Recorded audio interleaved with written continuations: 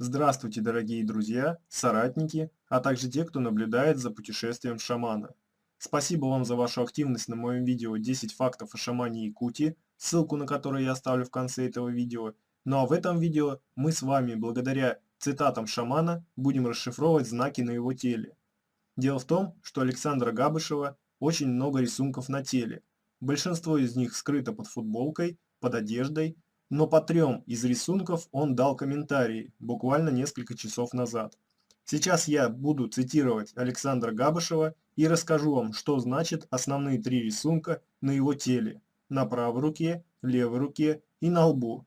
Устраивайтесь поудобнее, я начинаю. Итак, первый знак тела у шамана расположен чуть ниже локтя на правой руке. Несколько часов назад шаман лично дал название данному рисунку на теле. Он сказал, что он называется «Христос воин». Это название шаман-якут объясняет следующими словами. Цитирую.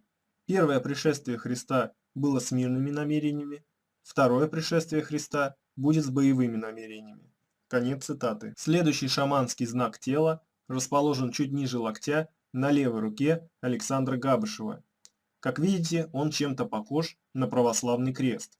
Сам шаман называет его «Бог един», тем самым поясняя, что какие бы ни были религии, какой бы ни был человек веры, Бог для всех един, так и для шаманов. И последний знак на теле шамана Якута, рассматриваемый в этом видео, это знак на лбу. Сам шаман называет его Божьей молнией. Как можете видеть, он заключается в небольшом треугольнике с крестом, у которого снизу виднеется небольшая молния.